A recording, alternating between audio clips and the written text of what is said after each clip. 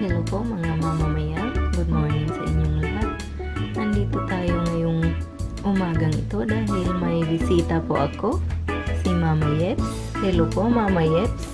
Recipe po na gagawin natin ngayon ay banana cake. Ito na po yung ating mga ingredients. 5 piraso na hinog na saging, 1 1/2 cup na white sugar, 5 pirasong itlog, 4 cups na cake flour, 1 cup na butter, 1 teaspoon na vanilla extract, 3 teaspoon na baking powder, 4 teaspoon na baking soda, 1 teaspoon na asin. Lalagay din po tayo ng 1/2 cup na almond at saka 1/2 cup na raisins. Yan na po lahat yung ating mga ingredients na gagamitin sa ating banana cake. Una po natin gagawin ay babalatan lang po natin itong ating mga saging at pagkatapos po ay atin na po itong dudurugin o atin na pong imamash. Gagamit lang po tayo ng tinidor para imamash po yung ating saging. At kapag ganito na po yung hitsura niya, ready na po ito. At isi-set aside po muna natin. Ngayon po, i-combine po muna natin itong ating mga dry ingredients.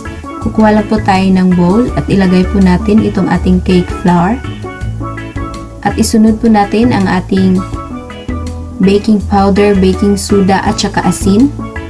At atin lang po itong hahaluin.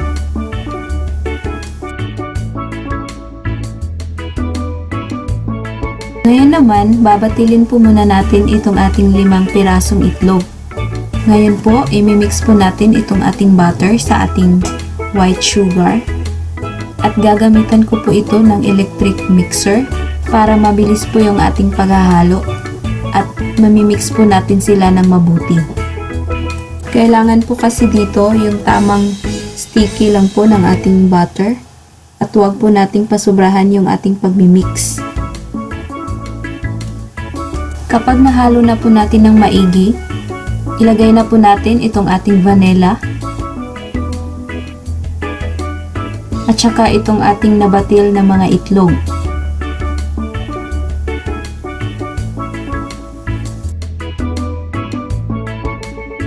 At imimix po natin siya ulit hanggang sa makuha po natin yung ating gusto na texture dito sa ating butter.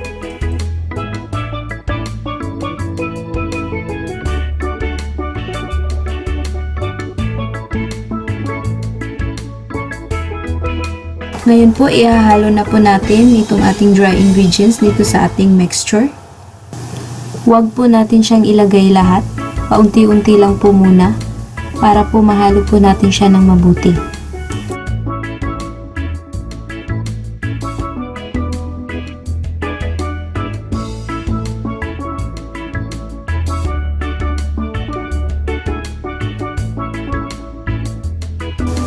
Ngayon po, isunod po nating ilagay yung ating mashed bananas.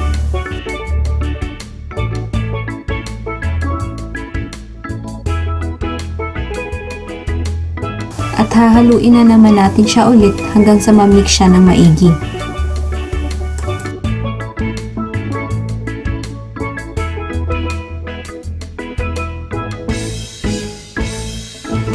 Gagawin lang po natin yun ng paulit-ulit hanggang sa maubos at ma-mix po natin lahat ang ating mga ingredients.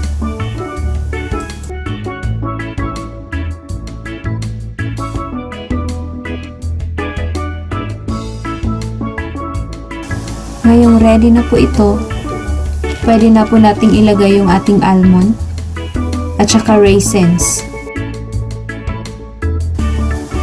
At hahaluin lang po natin.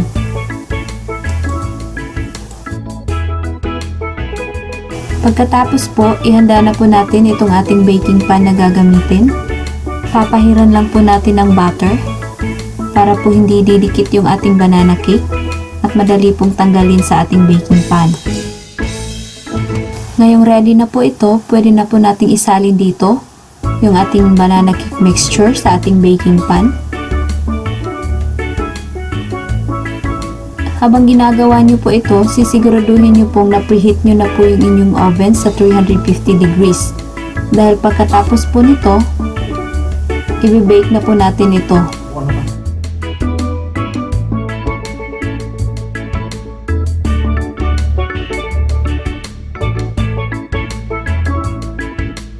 Yan na po, ready na po itong ating banana cake. At isasalang ko na po ito sa ating oven. Lulutuin lang po natin ito ng mga 30 minutes o hanggang sa maging golden brown po yung kanyang ibabaw. Pakita po namin sa inyo mamaya pagluto na po itong ating banana cake. Ayan na po mga mamamayang ang ating banana cake. Maraming salamat po sa inyong panonood. Sana ay nakuha nyo ang reseping ito ni Mama Yes. Ito po ang inyong Ate Mayang na nagsasabi, mabuhay!